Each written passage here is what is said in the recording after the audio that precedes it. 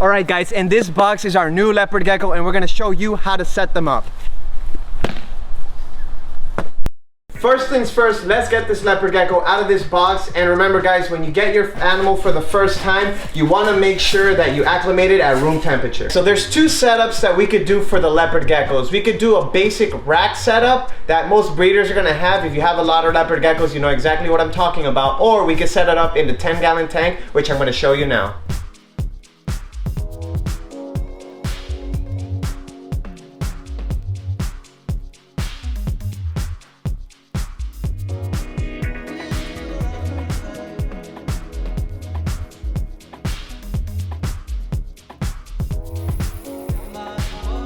So leopard geckos are actually insectivores, which means that they only eat insects. So whenever you get these guys set up, you want to make sure that they're on a diet of crickets, mealworms, hornworms, phoenix worms, roaches, or basically any insect feeder that you could find at the store.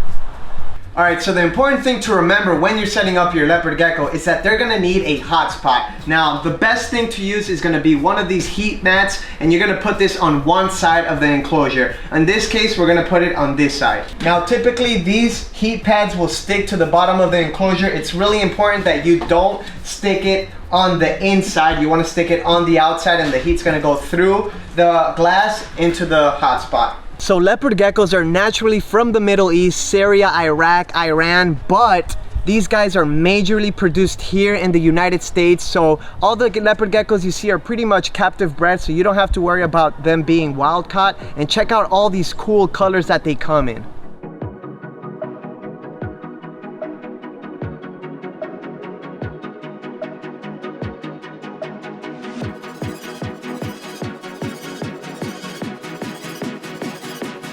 Guys, something very important when you get your leopard gecko is once you set it up and put it into the enclosure, leave it alone. Let it settle in, give it a week, give it some days before you start messing with it, before you start handling it. I know they're super cute, but you guys gotta let us settle in. One of the biggest reasons why these guys might not do well is too much interaction right away. Also, don't feed it a lot of crickets or a lot of worms. Sometimes all the bugs can stress the animal out. Now, for a subadult leopard gecko just like this one, a 10-gallon enclosure is just fine. But if you're gonna have a bigger leopard gecko, especially if you get one of the giants, you're gonna want a 15 or even a 20-gallon enclosure.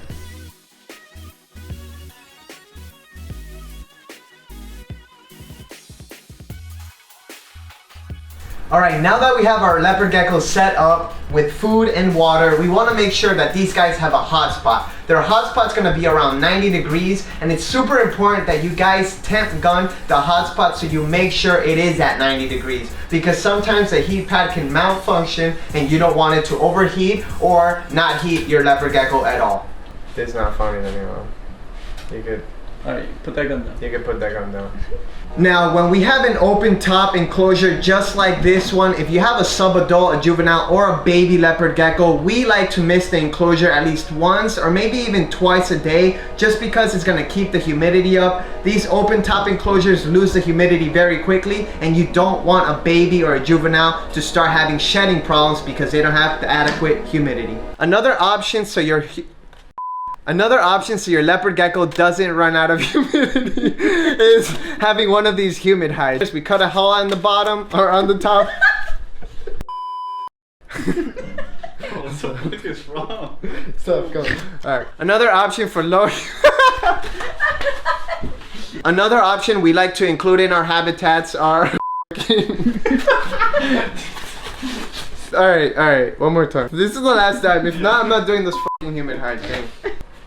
Another option for your enclosure is adding a Humid Height. You're basically going to use one of these food containers, cut a hole on top, and then put sphagnum moss inside. Fun fact about these guys is, you see why these guys' tails are so fat? So they actually use that in times of famine. In the desert, there's gonna be a lot of times with not much water, not much food. So what these guys do is they store a bunch of extra fat in their tail, so when these times come, they're prepared and they can survive it.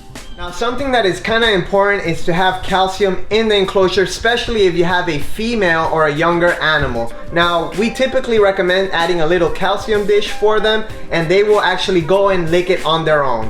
Another option for setting up your new leopard gecko is in racks. This technique is used mostly by breeders, people who do run and breed or have multiple leopard geckos, it's the most space effective and cost effective. Since these guys are terrestrial animals, they need more floor space instead of vertical, so a rack system is perfect for them.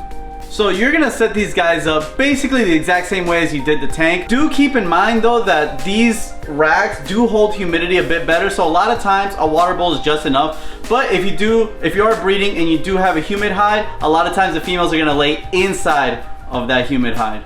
Also, these guys are nocturnal, so they don't need any of that UVB, and the heating is provided by either heat tape, heat cable, or another form of under tank heating. So now you guys know how to take care of these cute leopard geckos.